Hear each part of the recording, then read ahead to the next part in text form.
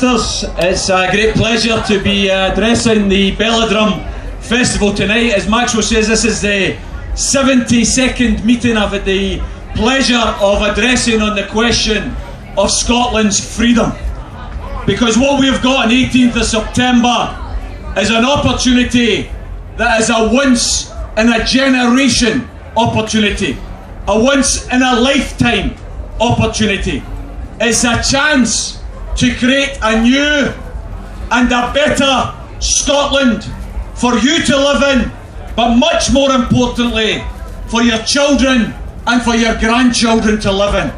On the 18th of September, we have to work out what the vote is about and what it's not about. And I'll tell you what it's not about. It's not about party politics. It's not about individual politicians. I take my hat off to parties like the SNP that have done very well over many decades to keep the question of independence on the political agenda in Scotland.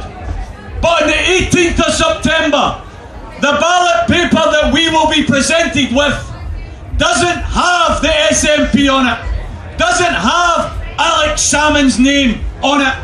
And unlike the Better Together campaign, who would like to distort this vote, who would like to try and have you believe that this is a popularity contest between the SNP and Alex Salmond and the rest, on the 18th of September, the vote has nothing to do with SNP, nothing to do with Alex Salmond, and everything to do with the freedom of Scotland. That's what the 18th of September is all about, brothers and sisters. That's what it's about.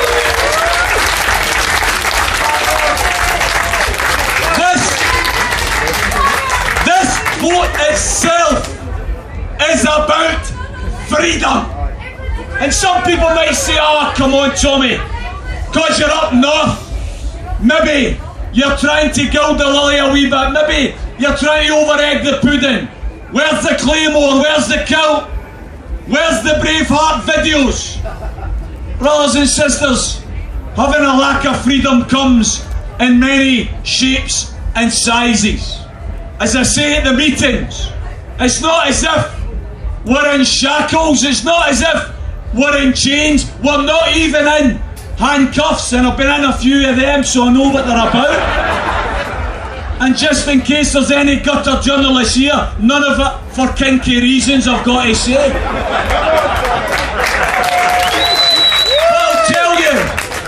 I'll tell you what I mean by freedom. Since 1951, this wee country, Scotland, has rejected the political creed of greed. This wee country, Scotland, has rejected the idea that the way to motivate the working class is to pay them less and get them to work longer, while the way to motivate the ruling class is to pay them more and give them bigger bonuses. This wee country, Scotland, has rejected the idea that our public services are there for sale to the highest bidder in the city of London. This wee country, Scotland, since 1951, has rejected the ideas of the Tories, has rejected the ideas of the city spibs. And yet, since 1951, this country has had to endure 35 years of Tory governments, breaking up our services, breaking up our industries, ruining our communities. That's what I mean about lack of freedom. Because if you're looking for one reason only, why you should vote yes on the 18th of September, then surely it's because when we vote yes on the 18th of September, we are going to make sure that our children and their children will never ever have to endure a Tory government in Scotland ever again. That's the reality.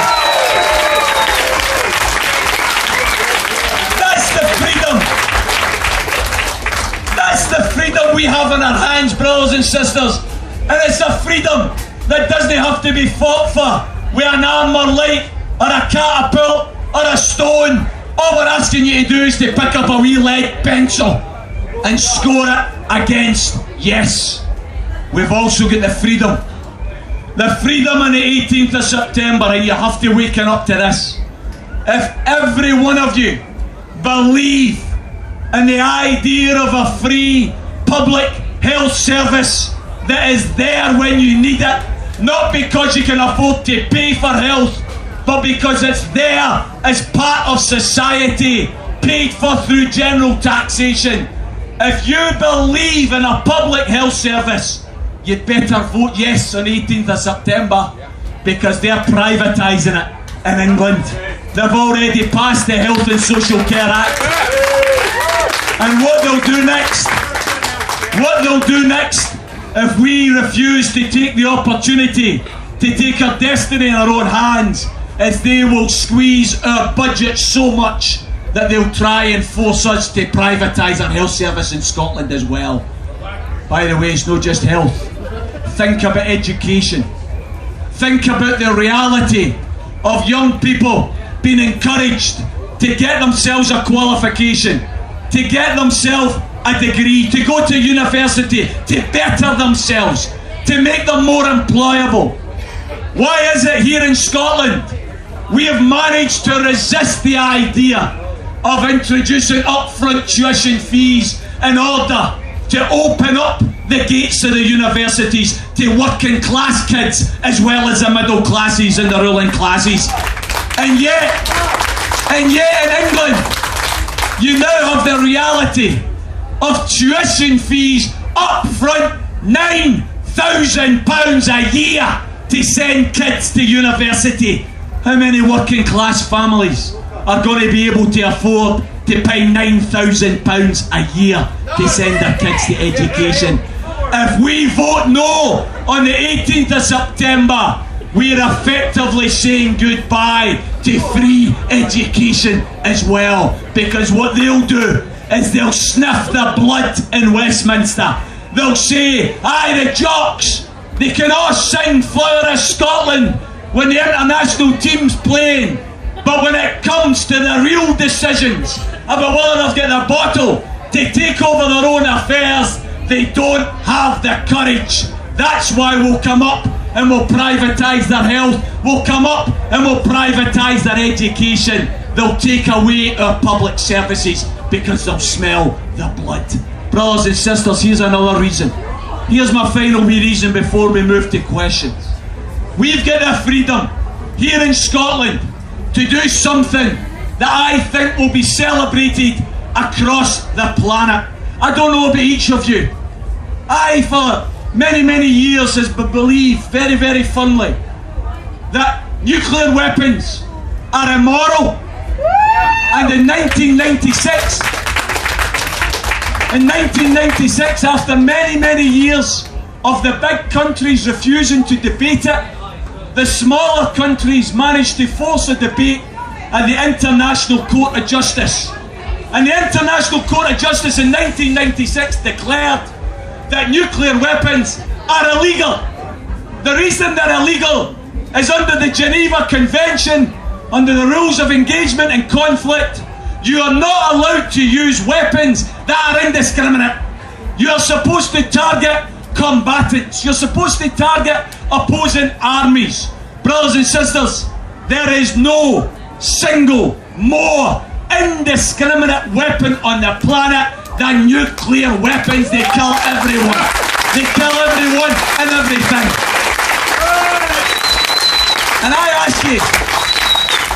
ask you to consider, brothers and sisters, in this planet of ours, I ask you to consider to be pissed off with a number of Live Aid, Band Aid, Red Nose, big celebrities snapping their fingers and telling you that a Wayne has died every 4 seconds because we can't afford, apparently, to feed them.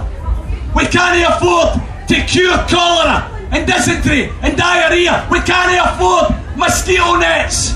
But by Christ, we can always afford missiles and bombs and guns. That's not good enough. That's not good enough, brothers and sisters. And that's why I ask you on the 18th of September to put Scotland on the map as a country of peace. Because on the 18th of September, when we vote yes, we're saying loud and clear that not only are we opposed to their immoral nuclear weapons, but that we're going to spend money not on bombs, but on schools and hospitals and teachers and nurses, because that's what matters. That's what matters.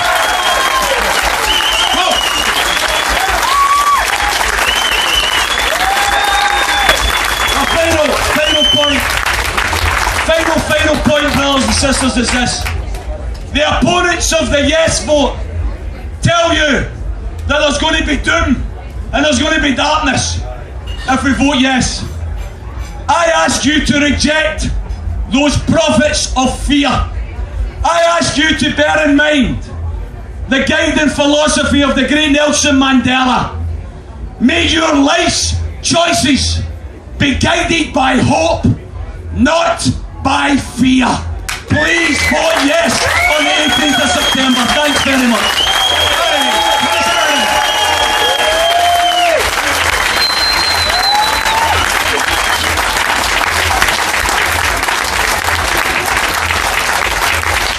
It's an honour to be here.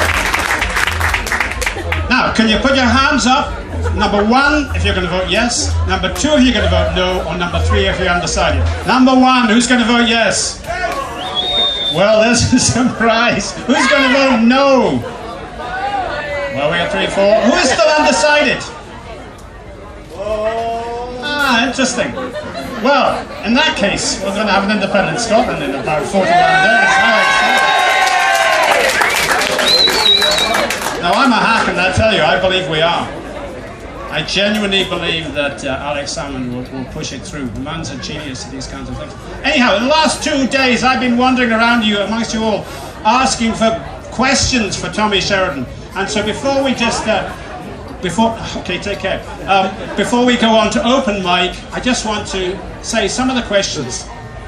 The most popular question that I've been asking around Belladrum has been, Tommy, how can you justify a vote for independence when we'll have to agree to the conditions to take the pound sterling with no little bargaining tools? Tommy.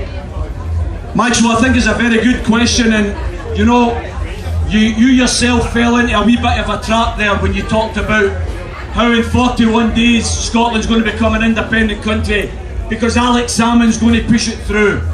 Well, the truth of the matter is Alex Salmond isn't going to push it through. The people of Scotland are going to push it through. That's the reality.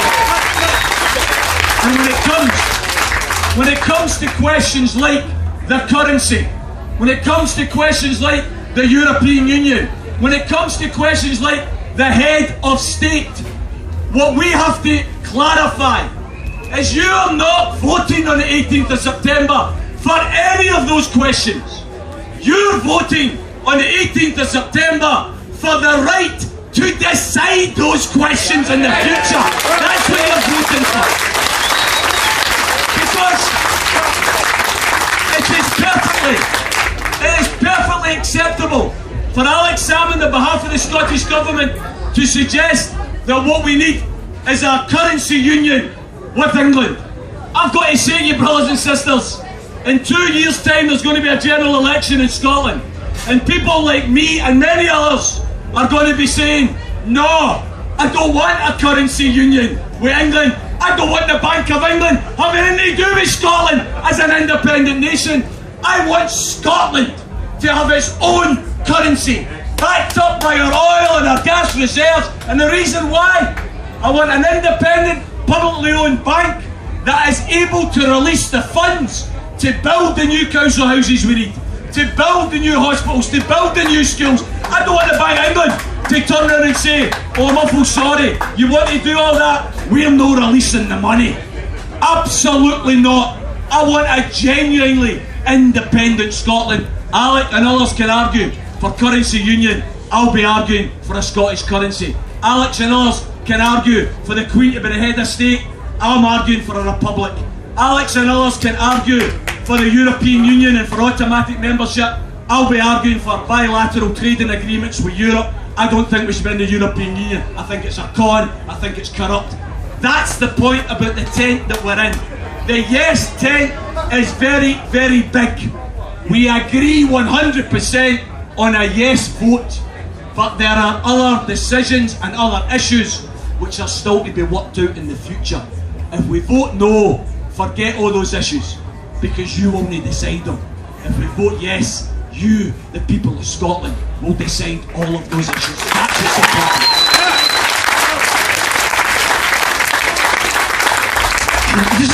This is my last question from wandering around. Somebody told me that Robin Cook, the former Health Secretary, had once said the big dilemma in Scotland is that the establishment is the Labour Party and the people of Scotland want to rebel against the establishment. So what I'm interested in asking is, do you think, and many people I spoke to is, do you think the Labour Party is going to be finished in Scotland? Do you think that a new, further to the left party will evolve to be involved in administration should Scotland be successful in its yes vote? I think one of the ironies of the yes vote is that the one political party that actually stands to gain most is ironically the Labour Party. Because the Labour Party in an independent Scotland cannot continue to be the Labour Party of today, or it will become as extinct as a dodo. That's the reality for the Labour Party. They are going to have to re-energise, rediscover the links that they had with the working class, rediscover the roots of the pioneers of the Labour Party, and start to stand up again for working class folk, for public services, for public ownership. If they don't, they will be forgotten. That's why they stand to gain most, but not the Labour Party of the John Laments and the rest. A Labour Party of new people, hopefully from the trade union movement, that will re-energise that party. Let's be absolutely clear, Maxwell. On September 19th, after independence, the journey isn't over, the journey just begins. We then have to set about creating a new, more socially progressive and fairer Scotland. And by the way, we have awakened a sleeping giant across Scotland. The young people that are involved in the Yes campaign, the people that are at a meeting in Wishaw last night, 400 people on a Friday night, came to Wishaw Pather Community Centre to have a talk about independence. 400 people, do you think they're going to go to bed on the 19th after we vote for independence? They are going to want, after independence, what they hoped for before independence. A living wage, not a poverty wage. First class public services, first class education and health, first class local authority housing. That's what we can deliver after independence. The problem is, while we're tied to Westminster, we're going to be dragged down into the mire of zero-hour contracts, of food banks, of poverty pay, of inequality, of a country that's run by the rich, for the rich. We can get off the bus on the 18th of September by voting yes. Right. Okay, now is your chance for questions. Questions, not statements. Okay, thank you. Over here, please. Can you stand up, please, and tell me your name and speak clearly. A question, not a statement. How you doing? My name is Rob McCarthy from Glasgow. I just want to ask you, Tommy, I heard you talking about indiscriminate weapons. You know, you're talking about nuclear weapons and all that. But see, when we become an independent nation, which I'm a wee bit undecided, I'm kind of heading towards the no vote. And but what I'm trying to say to you, Tommy, is do you think that Al Qaeda give a shit? You know what I mean? Do you think ISIS give a shit? I mean, personally, I would rather be armed to the teeth. And honestly, I know you're screwing your face up there, Tommy, but what are you going to do? Because they've already put bombs on subways in London. They're already blowing people. Let's go to the next question. They're even blowing over. Can I answer it? The reason I'm screwing my face up is you've asked a question, and I'm dying to answer it, but you've actually answered it yourself. Is it Martin? Is it Martin your name was? Robert. Rob's just said there he would rather be armed to the teeth because they planted bombs in the subway in London. So what the hell did their nuclear weapons do for us when they were bombing the subway in London? What the hell happened in September?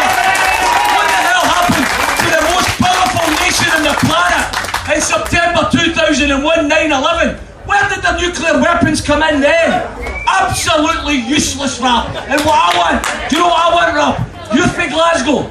I want to solve the fact that 4,000 wains a day rely on food banks in Glasgow where we're spending billions in nuclear weapons. Right, next question. Next question. Now, can you have your hands up if you've got a question so we can crack on? Okay, yes, please tell me your name and speak loudly. It's not working, the machine. Can you check a microphone? My name's Karen. Karen, what? Your second name? Cowie. And where are you from? I'm from Inverness. Oh, welcome. Okay, you're an incredible speaker and I'm a yes voter, but I'm just thinking that whenever anyone is no or whenever anyone has genuine questions, they are completely put down. And I think it's a bit unfair that when people have genuine questions and genuine worries about independence, they are put down and criticised.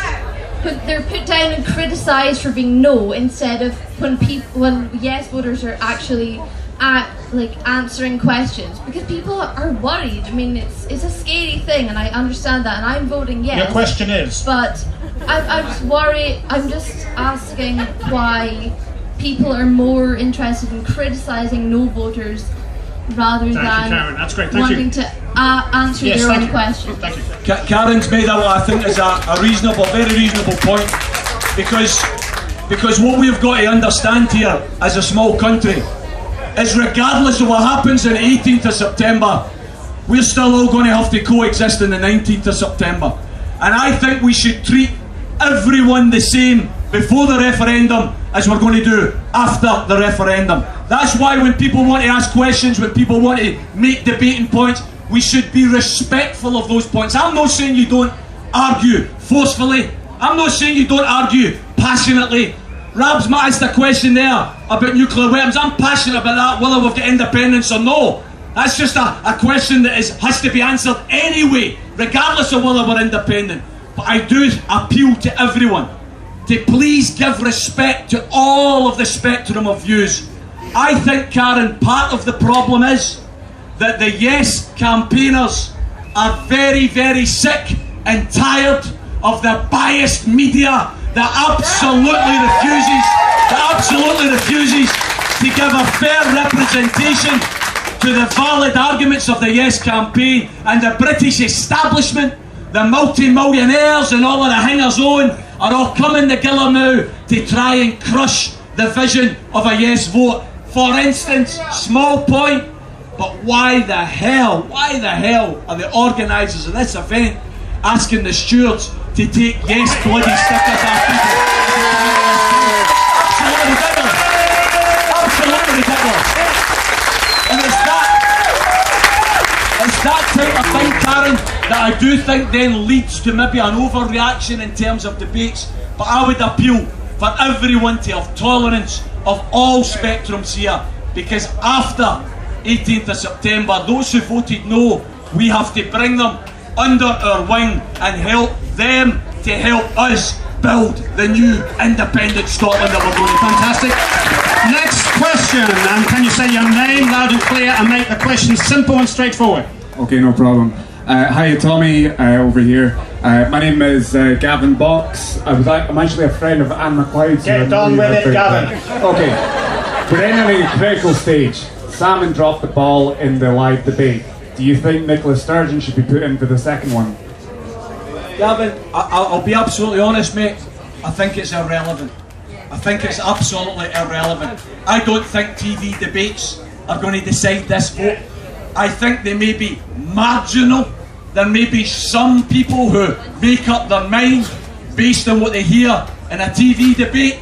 I think most people will make up their mind based on discussions with their family, their friends, their workmates, and their community. I think it's much more important that we have a grassroots campaign, chapping the doors, actually speaking to people face to face. That's what's going to win this for us, Gavin.